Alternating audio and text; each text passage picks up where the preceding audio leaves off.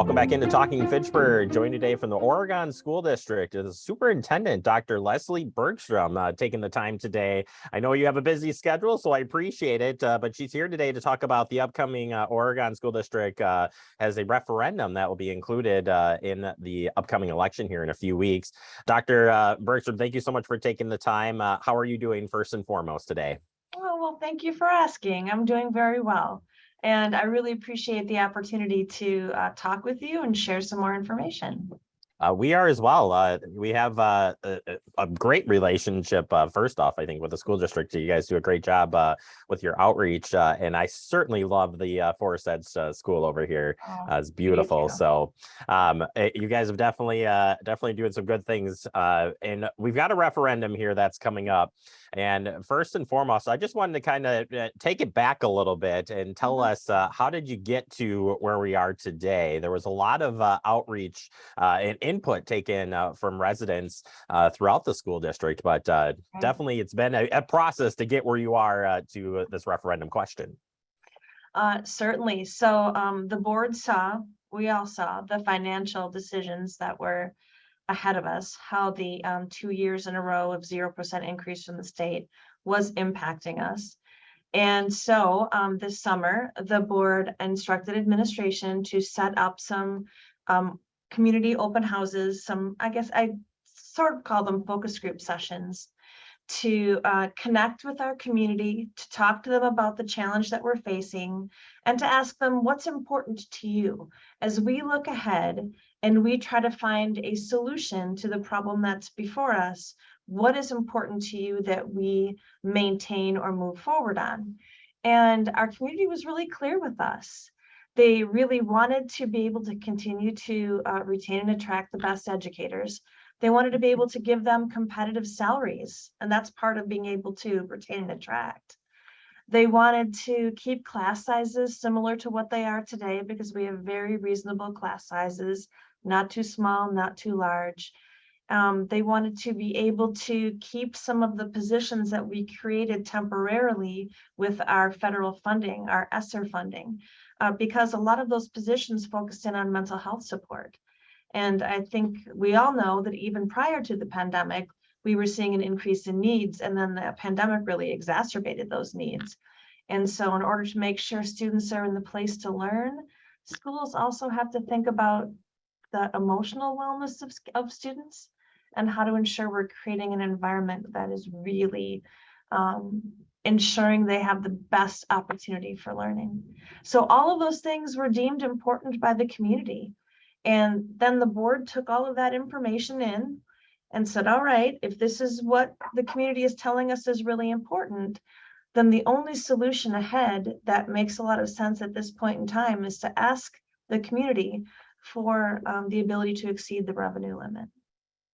And maybe it's I haven't paid attention enough with all the referendums out there, but this referendum it has the word reoccurring on it, and maybe I think might be important to point out here. So what is an ongoing recurring operational referendum? That's a very important question. So I'm glad you asked and gave me an opportunity to be very clear on that. So the reason that the board asked or put a recurring referendum on the ballot, the most significant reason was recurring means on and on and on. It does not end. And we didn't want to have to continually go back to our community and ask for additional funding.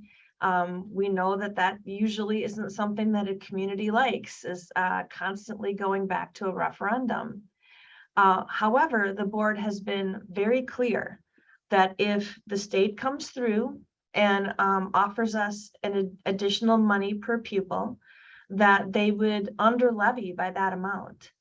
So we thought it was the most responsible thing to do in our particular community, is to ensure a sense of financial stability, but then also make sure our community knows that if the referendum is passed and if the state comes through with extra money, we will not be levying the full amount that they authorize. So to confirm that you will not come back next year with a referendum, but there will be a continued increase to meet the challenges that you discussed off the top here with Yeah. the school district, and what the residents and the Board of Education has listened to take it forward.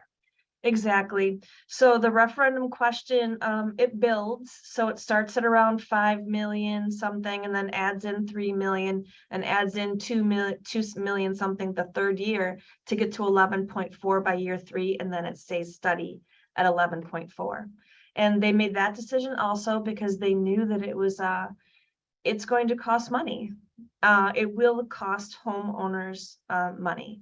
Consequently, they didn't want to have that large hit right up front. They wanted to build to it gradually to make it more reasonable for the taxpayers. And looking at it with the taxpayers, why would we invest? So maybe you don't have kids in the schools, but why would you want to invest in our local schools, particularly when we're looking at referendums and stuff? If you're Right. not familiar with what's going on there, why invest in our local schools? Well, there are a couple of reasons. And as a former social studies teacher, I could go on and on about this. But, you know, public schools is the foundation of our democracy, is one of the things that I think is really dear to the heart of all of us, right?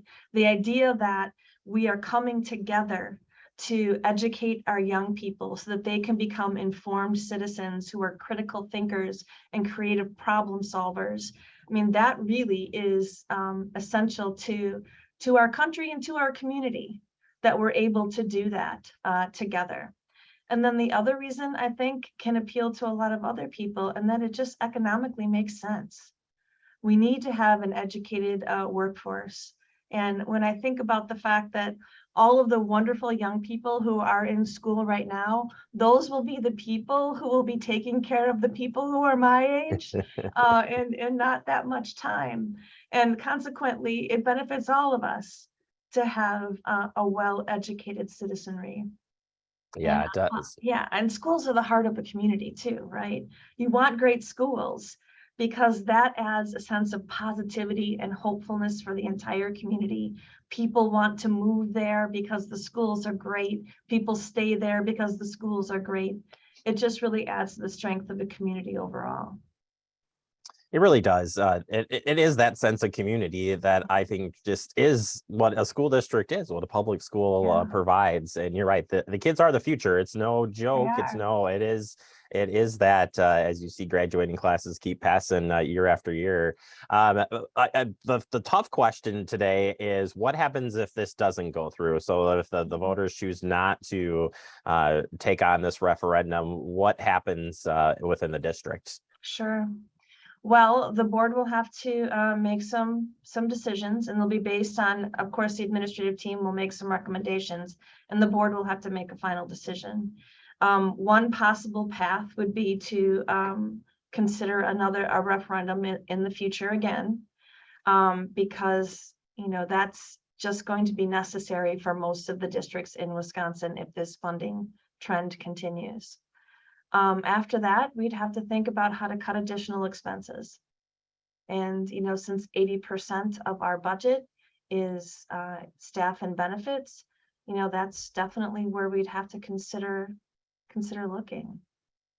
And I think you did make a good point here that this isn't a small problem in just Oregon. This is across different schools. Verona's got a referendum going on at the same time here. So this is a problem that will continue to grow without changes coming from the state level. So it's no secret here that this affects everyone, no matter where you live at some point in time. Is that pretty accurate to say? It's very accurate. Right now, I think there are 40 districts in the state of Wisconsin who are going to an operational referendum, many more who are including a capital referendum. And our business manager, Andy Weiland, says frequently that if something doesn't change at the state level, we have 421 public school districts in Wisconsin, there will be 421 referendums, because that's the only way to move forward under these circumstances. Yeah, great information here, Dr. Bergstrom. Appreciate your time. Is there any other comments or information that we need to know before heading to this upcoming election and taking a look at this referendum? Well, just that, we really appreciate our community. As someone who works in the school district and interacts with the community on a daily basis, they are wonderful people. And we might not agree on what the solution is for the problems we're facing, but I know that the community is supportive of their educational system. And I'd say it's Oregon, but I think it's far beyond that too, right? People love their schools. They And certainly it's do, easy to certainly see. do. Mhm. And if people do want to learn more about the information you shared with us today, see some of these workshops that took place, where Mhm. can they find more information at? Well, they can always email me because I am ready to answer any questions that they have. But we have a really excellent website.